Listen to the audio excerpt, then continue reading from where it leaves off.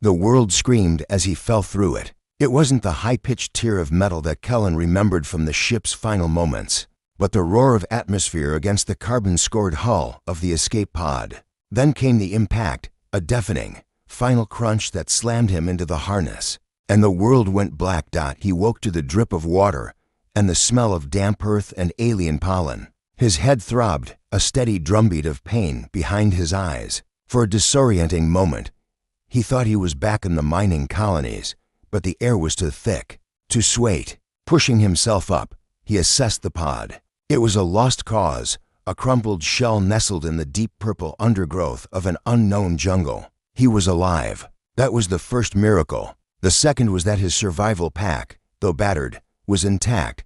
For 3 days, he moved. He drank from glowing streams, ate strange, sour fruits that didn't make him sick, then slept fitfully in the high branches of trees that hummed with a low, vibrational energy. On the third night, as he sat with his back against a trunk of iridescent bark, he saw out a thin, deliberate plume of smoke rising from a ridge to the east. Not a wildfire, a signal. Hope, a dangerous and fragile thing, sparked in his chest. It took him most of the next day to climb the ridge, his muscles burning, his senses on high alert. Reaching the top, he dropped to his belly, crawling forward to peer into the hidden valley below. His breath caught. They moved through the clearing with a grace that was almost unnerving. Dozens of them, all female, their skin the color of deep moss or polished jade. They were humanoid, but profoundly alien, their limbs elongated, their movements a fluid dance of power and precision. They were beautiful, but it was a fierce, dangerous beauty, like that of a sharpened blade. He was so captivated, so focused on analyzing their movements for threat, that he failed to sense the presence behind him. A shadow detached itself from the trees. He turned, to slow. The world exploded in a shower of white light as something hard connected with his temple. The last thing he saw was a pair of cool, amber eyes, devoid of malice or mercy, simply assessing. Consciousness returned in waves. Sound first a low, melodic chanting. Then smell the scent of smoke, herbs, and clean sweat. Light the flicker of torches against woven walls. He was in a large, circular hut. He tried to move, and a fresh wave of nausea rolled through him. His hands were bound in front of him with strong, fibrous vines. Don't. The voice was calm, resonant. He opened his eyes fully. She stood before him, the owner of the amber eyes. She was taller than him, her green skin adorned with intricate, swirling white tattoos that looked like vines or circuitry. Her hair was a cascade of black braids, woven with feathers and small bones. "I didn't kill you," she stated. "I considered it. You hit like a damn freighter." Kellen grunted, his voice rough. "You moved like prey," she countered, her head tilting. "Where are you?" He almost laughed. "Wrong question. Who the hell are you?" "I am Anya, of the Raskari." She watched him closely, her gaze missing nothing. "You truly do not know where you are?" "No," he said, the word heavy with exhaustion. "I just fell out of the sky." A flicker of something curiosity crossed her features. "You are not one of them," she murmured, more to herself than to him. "Your skin is pale. Your frame is soft. You have no markings." She stepped closer, reaching through the bars of the hut which he now saw were not wood, but living. Thorn-latticed vines touched his cheek. Her fingers were cool. "You are not beautiful." Kellen gave a dry, cracked laugh. "That's a hell of a thing to say to a guy you just knocked out." Before she could reply, a sharp, melodic whistle cut through the air. Anya straightened instantly. From the entrance of the hut, more green-skinned women entered, parting to make way for another. This one was different. She carried an aura of authority that was as tangible as a physical force. Her tattoos were more complex, covering her arms and torso in a masterwork of symbolic art. Her eyes, a piercing silver, swept over him, and he felt utterly laid bare. Anya bowed her head. Chieftain Zora, so this was their leader. Zora stepped closer, her silence more intimidating than any shout. Her gaze was a physical weight, dragging over his face, his torso, his bound hands. "Pale," she murmured, her voice a low hum. "Scarred, strange musculature, no markings, no scent markers." She turned to Anya. "You brought this here." He was watching the valley from the high ridge, Alone, armed with this. Anya held up his combat knife. Zora faced him again. You do not look like a scout. You look like something. Unfinished. A child and a weapon, fused. Kellen licked his dry lips. Do you always insult your prisoners, or is this my lucky day? She moved with startling speed, crouching low so her face was level with his. I have seen many things, she said, her silver eyes boring into his. Beasts that sing, machines that think, corpses that walk. But I have never seen anything like you. He held her stare, refusing to look away, while he said, I'm just a guy who made a few bad decisions and ended up in a shipwreck. Liar. Zora said, her tone chillingly calm. He blinked. You carry pain like armor, scars like banners. You are not here by accident. She stood, a fluid, powerful motion. I do not care what your answers are. Your existence is already a question. She gestured to the guards. Take him to the thorn cage. Anya hesitated. Chieftain, you are sure he is not a prisoner? He is not a prisoner. He is not a visitor. He is something else. Zora's eyes flicked back to him, a final, searing glance. He may be a threat, or he may be the last thing standing between us and the silence. Kellen didn't understand the last part, but as they dragged him from the hut into the center of the village, he saw it in the eyes of the gathered Raskari women who watched him pass. It wasn't just fear. It was a desperate, hungry hope, and that, he realized, was far more terrifying. The thorn cage was not a structure but an organism, woven from living, barbed vines that hummed with a low, predatory energy. It stood in the center of the Raskari village, a stark symbol of judgment. Kellen was pushed inside, and the vines tightened around him, not enough to pierce, but with a promise of pain should he struggle. The entire tribe gathered, a silent, solemn circle of jade-skinned women. Their amber, silver, and hazel eyes were fixed on him, a mosaic of fear, curiosity, and revulsion. He was the spectacle, the pale, unmarked beast. Chieftain Zora stood before the cage, her expression unreadable. An elder, her skin a network of fine white lines and her back ramrod straight, stepped forward. She was introduced as Nissa, the voice of the ancestors. You stand before us a creature of unknown origin. Nissa's voice cut through the silence, sharp and cold, pale, unadorned, scarred. You are an offense to the eye and a question to our safety. Some see a sign, others see a threat. I see a mistake waiting to be corrected. Zora's voice was a low counterpoint. Enough, Nissa. He reeks of a world that is not our own, Nissa shot back. He is dissonance. He reeks of survival, Zora retorted, her gaze never leaving Kellen. Which is more than we can claim if our path does not change. Nissa turned her withering gaze back to Kellen. You do not look like us. You do not move like us. You carry no resonance with the world song. And yet you breathe our air. Kellen, tired, bruised, and pushed to his limit, met her stare. Are you going to ask questions, or just list everything that makes me unqualified to exist? You speak out of turn, Nissa hissed.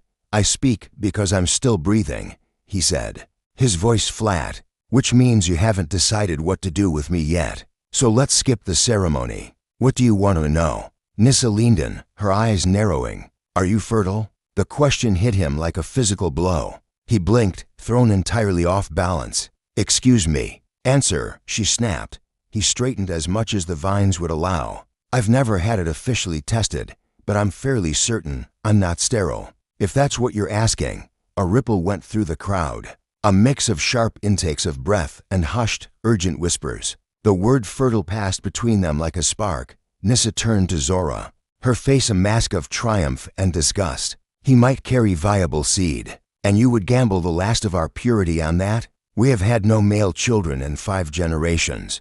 What do we have left to lose? Zora's voice was soft, but it carried. Our pride. Our pride is a ghost that will not feed our children. Our dignity. Nissa spat. He is broken. Look at him. Scars like fissures in stone. No mating marks. You had him stripped. Did you see nothing of value?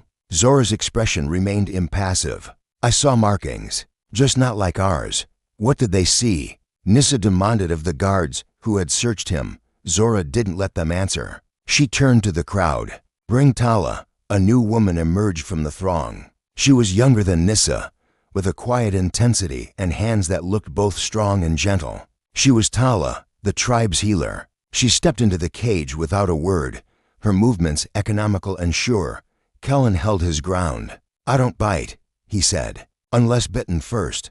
Tala ignored him. She crouched behind him, her fingers, cool and probing, touching the back of his neck. They traced down the ridges of his spine, pausing at each vertebrae. He flinched involuntarily when her fingers found the shrapnel scar below his right shoulder blade. "A twisted knot of tissue. This one," she murmured, her voice clinical. "Healed badly. Not a natural flaw. Not a ritual marking." Her fingers pressed gently. "There is metal beneath the skin." Kellen tensed. "A Suvan." Tala didn't stop. Her fingers moved to a long, jagged line across his lower back. "This," she said, her voice gaining a hint of something else all, "was a blade. Wide, serrated." She looked up at Zora.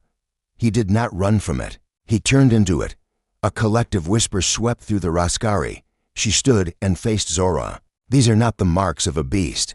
She looked down at him, her healer's eyes seeing past the flesh to the history written upon it. "These are the marks of 100 battles. He bleeds," Tala announced to the assembly. "But he does not die." Nissa's face tightened into a grimace. Zora, however, stepped forward, her silver eyes blazing with a new light. "Then he has passed the first test," Zora declared. "He has shown he can endure. Now, he will show us if he can fight." She turned her gaze to Kellen. "Tomorrow, you face the trial of flesh. You will fight our champion. If you win, you live. If you lose." She left the sentence hanging, but the thorns of the cage seemed to press a little closer. The pit was a natural amphitheater of dark, polished stone, carved by time and water. At dawn, Kellen was led to its edge. The entire tribe lined the ridges above, their faces stern in the morning light. In the center of the pit stood his opponent. Her name was Nira. She was the tallest Raskari he had seen, her muscles coiled like river rock, her skin a tapestry of powerful, swirling tattoos. She held no weapon. Her body was her weapon. She was the tribe's champion, undefeated. Zora stood on a high ledge. "Let the trial begin." Nira didn't charge. She began to circle him, her movements a liquid dance of potential energy. Kellen knew he couldn't match her strength. He had to be smarter. He feinted a lunge, and when she shifted her weight to counter, he dropped low. Sweeping a leg at her ankles. It was like kicking a tree trunk. She barely staggered, her elbow slamming down toward his head. He rolled away, the stone scraping his skin. He came up grinning, the adrenaline washing away his fear. "Is that all?" The taunt worked. Nira's calm mask slipped, and she came at him in a blur of motion. Fists like stone, kicks that whistled through the air. Kellen didn't try to block. He redirected, weaved, and used her momentum against her. He was a rock in a river, and she was the current, powerful but predictable. He let her overextend, caught her arm, and used her own force to flip her onto her back. The arena gasped. And Ira rolled, sprang to her feet, and this time, she was smiling. A true, fierce smile. The fight changed. It was no longer an execution. It was a contest. For 3 minutes, they were a whirlwind of motion, a brutal, beautiful dance. Finally, seeing an opening, Kellen locked his arm around her neck from behind, applying pressure. "Yield," he growled into her ear, his chest heaving. "Or go to sleep." For a heartbeat, she resisted, then her body went slack in acceptance. He released her immediately and stepped back. The silence was absolute. Zora's voice broke it. "He has proven strength, but is strength enough?" Nissa cried out, standing. "He has bested a warrior. That makes him dangerous, not worthy." Zora's gaze stayed locked on Kellen, on the sweat and dirt streaking his pale skin, on the quiet dignity in his stance. Then she spoke, her words falling like stones into the silent pit. "Then we test the second truth." She raised her arm and pointed at him. "Strip him," before he could react, for warriors were on him. It wasn't a violation. It was an inspection. His torn clothes were removed, and he stood naked under the alien sun, before the entire tribe. A wave of sound gasps, cries, murmurs of horror moved through the crowd. Anya looked away. Nissa smirked. But Tala, the healer, took a step forward, her eyes not on his body, but on the map of his suffering. Zora stepped into the pit, her own scars on display. She stopped in front of him. "Why do you carry such ugly wounds?" He met her gaze, unflinching. "Because I survived them." Her eyes traveled over the landscape of his pain, the shrapnel, the bullet pocks, the laser score. "They are not marks of honor. They weren't meant to be pretty," he said. "They were meant to be survived." Tala approached, her healer's curiosity overcoming her revulsion. She gently ran her fingers down the line of twisted tissue on his ribs. "This one," she said, her voice soft, "is from a fire. A controlled burn. Not natural, cockpit fire," Kellen said flatly. "I got out. Barely." She pointed to the jagged scar on his thigh. "Blade, close quarters. A pirate with a grudge." Her fingers traced the pucker of a bullet wound on his shoulder. "Projectile, 3, actually," he corrected quietly. "One hit my armor. The other 2 didn't." She stepped back, her diagnosis complete. "They are the marks of sacrifice, of bleeding for others." Zora moved then, coming so close he could feel the heat of her skin. Her hand, calloused and strong, reached out and rested over the jagged, star-shaped scar directly over his heart. Her silver eyes were deep, searching. "This one," she whispered, her voice for his ears only. "It still hurts." Kellen didn't look away. "Yes, why?" "Because I lived," he said, the simple truth hanging between them. "And the person who gave it to me didn't." Zora's breath caught. In that moment, she didn't see a monster or a tool. She saw a man, a survivor, yes, but also a mourner. She turned to her people, her voice ringing with a new, unshakable conviction. "You see a monster," she declared, "but monsters do not bleed for others. Monsters do not carry the weight of the fallen." Her eyes found Nissa's. "He is not beautiful, but beauty has never saved us." She turned back to Kellen, her gaze softening imperceptibly. "And perhaps he can." They gave him a small hut on the edge of the village, no longer a prisoner, but not yet free. He was an enigma, a puzzle they were still trying to solve. That evening, as the twin moons rose, painting the jungle in silver and blue, Tala visited him. She carried a bowl of salve and a clean cloth for your bruises, she said, her tone professional. She tended to the cuts and abrasions from the trial, her touch efficient and gentle. When she was done, she didn't leave. She stood there, studying him. "They saw your scars today. That is a language we understand." Kellen gave a dry laugh, pulling on the soft, woven tunic they had given him. "Thought they screamed because of them." "They screamed," Tala said, "because they have never seen survival that was so ugly and so honest. We mark our battles with ink and ritual. You mark yours with flesh and memory." Her fingers brushed a faint, white line on his forearm. "I didn't scream. I listened." After she left, Kellen stepped outside his hut. The village was quiet, but he felt the weight of countless eyes watching him. He was about to go back inside when a shadow fell over him. It was Zora. "Walk with me," she said, a command, not a request. He fell into step beside her as she led him away from the huts, along a path that wound up into the dark, whispering trees. They walked in silence for a long time, the only sounds their footsteps and the chorus of nocturnal life. Finally, they emerged into a clearing, and Kellen stopped dead in his tracks. It was a garden, but unlike any he had ever seen. Dozens of figures stood frozen in elegant, lifelike poses, arranged in a wide circle. They were Raskari, their skin not the vibrant green of the living, but a smooth, polished, gray stone. Moss clung to their limbs, and glowing lichen dotted their shoulders. It was beautiful, and it was horrifying. "The garden of stone," Zora said, her voice barely a whisper. "Our ancestors, our mothers, our sisters."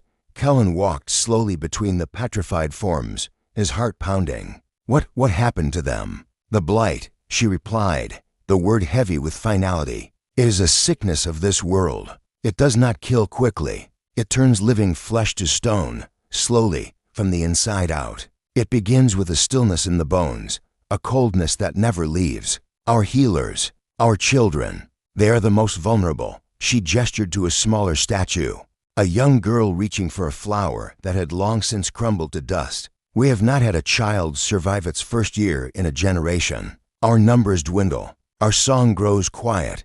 Kellen looked at her, truly looked at her. The weight of her leadership, the burden of watching her people slowly turn to statues, was etched in the slight stoop of her shoulders. The trial, Nissa's questions about fertility. You're not just dying, you're becoming extinct. Zora nodded, her silver eyes gleaming in the moonlight. We are a people living a long, slow funeral. We fight, we hunt, we sing our songs, but the silence is always there waiting. She turned to him, and for the first time, he saw not a powerful chieftain, but a tired, desperate woman. When you fell from the sky, some saw a monster. I saw a variable, a change in the pattern, something the blight could not have predicted. You think I can stop this? He asked, gesturing at the stone figures. I do not know, she admitted, but you are life. Strange, stubborn, scarred life. And right now, that is the rarest and most precious thing in my world. She stepped closer to him, so close he could feel the warmth of her. You asked me why I did not let them kill you. This is why. Not for your seed, as Nissa believes, but for your will. I see it in you, Kellen. The same will that carved those scars into your skin. The will to live. Her hand rose, hesitant, and then her fingers brushed against the scar on his cheek. A gift from the crash. It was not a healer's touch, nor a judge's. It was something else entirely. A connection. You are not what we expected, she whispered. I never am, he whispered back. In that moonlit garden of the dead, surrounded by the silent witnesses of a dying people, something fragile and new began to grow between the human and the chieftain. It was not yet love, but it was the seed of it, a shared understanding of loss and a mutual, desperate hope. The days that followed were a strange, suspended time. Kellen was no longer a captive, but a project. Zora integrated him into the life of the tribe, and he, in turn, began to learn. He learned that their tattoos were not just art. They were a biological language, a symbiotic culture that helped them interface with their world. The world song they spoke of. He learned their fighting styles, their hunting techniques, and in exchange, he showed them how to set better traps, how to distill water, small pieces of human knowledge that they absorbed with a fierce curiosity. His relationship with Zora deepened in quiet moments. They spoke of their lives as among the stars, a lonely existence of freighters and barren outposts. Hers in the jungle, a life of duty and impending loss. He told her of green worlds he'd seen, of oceans under triple suns. She told him legends of the world song, of a time when the Roskari were numerous and their gardens were of living green, not cold stone. The attraction was a slow, burning fuse. It was in the way her hand would linger when she passed him a tool, the way his gaze would find her across the fire, the unspoken understanding that passed between them. It was a dangerous thing, for both of them. For him, it was a distraction from his goal of finding a way home. For her, it was a potential betrayal of her people's fading purity. The turning point came when a hunting party returned, their faces grim. Anya, who led it, carried not game, but a shard of obsidian black crystal that seemed to drink the light. We found it to the north. In the silent valley, Anya reported to Zora, her voice tight. The blight is concentrated there. The trees are already stone. The air is dead. And this, she held up the crystal, is at the center of it. It hums with a wrongness. Kellen took the shard. It was cold, unnaturally so, and a faint, dissonant vibration made his teeth ache. His scientific mind, long dormant, kicked into gear. It's not a sickness. It's a parasite, a crystalline entity, feeding on the planet's bioenergy. All eyes turned to him. How do you know this? Nissa demanded, her suspicion a constant presence. I've seen similar patterns on mined-out worlds, he said, his mind racing. This isn't a natural decay. It's consumption. And if it has a heart, a core. He looked at Zora, a plan forming in his eyes. We can break it. Hope, a dangerous and volatile emotion, flashed across Zora's face. How? The pod, he said. The emergency power cell. It's unstable, nearly depleted. But if we can trigger a feedback pulse at the core's resonant frequency, we might be able to shatter it. It was a desperate, insane plan. But it was a plan. And for a people facing certain extinction, it was everything.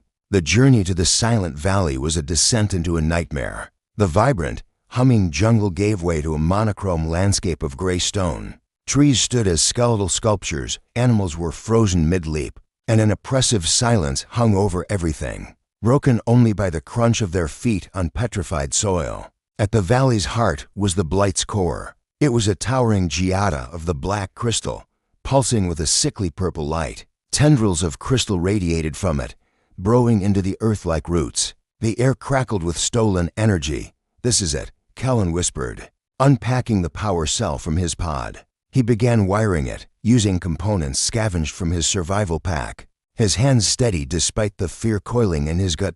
They were discovered, not by a beast, but by the blight itself. As Kellen worked, crystalline shards, like living shrapnel, shot from the geada. The Roskari warriors reacted instantly, forming a protective circle around him, their spears and shields deflecting the projectiles. It was a battle of life against entropy, of movement against stillness. "Hurry, Kellen," Zora shouted, her own blade a silver arc as she shattered an incoming shard. He was almost done when a large, spear-like crystal launched directly towards Zora, who was engaged with another. He saw it in slow motion. There was no time to shout a warning. He moved, shoving her out of the way with all of his strength. He took the full impact in the side. The crystal punched through his makeshift armor and into his flesh. It didn't feel like being cut. It felt like being frozen solid. An agonizing cold spread from the wound, and he could feel a terrifying stiffness seizing his muscles. He collapsed, the half-connected power cell falling from his numb fingers. Zora's scream was not one of a chieftain, but of a woman. She caught him as he fell, her eyes wide with horror. "Kellen, the connection," he gasped, his lips already feeling numb. The red wire. To the terminal, tears, the first he had ever seen from a Roskari, streamed down Zora's face as she fumbled with the wires, her hands stained with his blood. She connected the final wire, a high-pitched whine built from the power cell. Rising to a deafening shriek, the black geada pulsed violently, the purple light flaring like a dying star. Then, with a sound like a mountain breaking, it shattered. The explosion of force was silent and clean. A wave of pure, white energy erupted from the core, washing over the valley. Where it touched, the gray stone didn't return to life, but the sickly purple light within it vanished. The dissonant hum ceased, replaced by nothing. Then, a single, tentative bird call echoed in the new silence. The blight was broken. Zora didn't care. She cradled Kellen's head in her lap, his skin growing pale and cold. The crystalline shard was still embedded in his side, a spreading patch of gray crawling from the wound. "You fool," she sobbed, stroking his hair. "You glorious, stubborn fool." Kellen looked up at her, his vision blurring. He could see the love in her eyes, raw and undeniable, and it was more beautiful than any starfield. "You weren't supposed to lose," he whispered. Then, as the white energy from the shattered core washed over them, something miraculous happened. The gray petrification in his side halted, then slowly, impossibly, began to recede. The crystal shard dissolved into black dust. The blight's hold had been broken, and its magic was unraveling. He was going to live in that moment. As life flooded back into his veins, Zora lowered her head and kissed him. It was not a gentle kiss. It was a desperate, claiming, life-affirming seal. A promise when they finally broke apart. The Roskari warriors were standing in a silent circle around them. They were not looking at the shattered core. They were looking at their chieftain and the human she held, and in their eyes was no revulsion, no fear, only a dawning, profound respect. Anya was the first to move. She walked forward, picked up Kellen's fallen knife, and handed it to Zora, hilt first. Then she placed her fist over her heart and bowed. One by one. Every warrior in the valley did the same. The message was clear. He was no longer the outsider. He was theirs. He was Zora's. The return to the village was a triumph. The news of the blight's destruction spread like wildfire, and for the first time in living memory, the Roskari songs were not dirges of mourning, but anthems of hope. The world song itself seemed to have changed, the air tasting cleaner, the colors of the jungle appearing more vibrant. Kellen's recovery was swift, aided by Tala's skilled hands and Zora's constant presence. He was given a hut adjoining Zora's, a place of honor. The way they looked at each other was no longer a secret. It was an open fact, a new part of the tribe's reality. Nissa and her traditionalists were silent, their arguments rendered powerless by the miracle he had wrought. Weeks turned into months. Under Kellen's guidance, they began to truly live, not just survive. He showed them how to cultivate the seeds from his pod, creating the first true farmland the Raskari had ever known. He taught them to build more permanent, storm-resistant structures. The tribe was not just healing, it was evolving, blending Raskari grace with human ingenuity. One evening, as the sun set in a blaze of violet and gold, Zora found Kellen at the edge of the new fields, watching the green shoots push through the dark soil. She came to stand beside him, her shoulder brushing his. "You were wrong, you know," she said softly. "About what?" he asked, slipping his hand into hers. "You said you were just a man who made bad decisions." She turned to face him, her silver eyes glowing in the twilight. "You were the best decision this world has ever made." He smiled, a true, unburdened smile that reached his eyes. He pulled her close, and they stood together, watching their future grow from the earth. The real change was more subtle. It started with Zora. She grew quieter, more introspective. She would often place a hand on her abdomen, a strange, wondering look on her face. Tala noticed it first, of course. She conducted the examination in the healer's hut with Zora and Kellen present, her face a mask of intense concentration. When she finished, she looked up, and the tears in her eyes were not of sorrow, but of pure, unadulterated joy. The stillness. Tala whispered, her voice trembling with awe. "The coldness. It is gone, chieftain. Your blood sings, your body. It prepares for life." Zora's breath hitched. She looked at Kellen, her eyes wide with a hope so profound it was almost terrifying. A cycle later, Zora stood before the entire tribe, not as a chieftain reporting to her people, but as a woman sharing a miracle. The village was silent, the air thick with anticipation.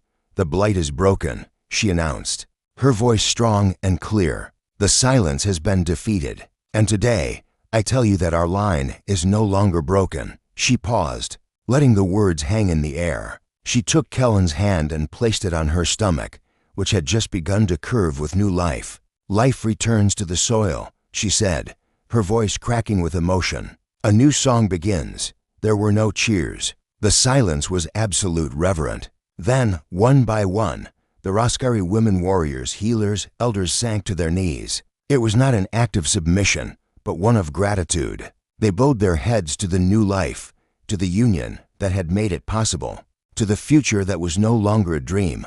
Nissa, standing at the back, watched for a long moment. Then, the stern old woman, the keeper of a dying tradition, slowly, stiffly, knelt with the rest. The child was born under the light of the twin moons. Her first cry a strong, healthy sound that echoed through the village, louder and more beautiful than any war drum.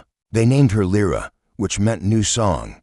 Kellen stood at the edge of their garden, his daughter cradled in one arm. Her skin was a beautiful, pale jade, a perfect blend of her parents. A faint, delicate tracing of white, like the beginnings of a tattoo, graced her shoulders. Her eyes, when they opened, were a stormy, human gray, but they held the ancient, knowing light of the Raskari. Zora stood beside him, leaning into his strength, her body healed, her spirit radiant. She watched him with their child, and her heart was so full she thought it might break. "You said once," she murmured, "that you weren't our cure." He looked down at Lyra, at her tiny, perfect fingers curling around his. "I'm not." "You were wrong," Zora said softly.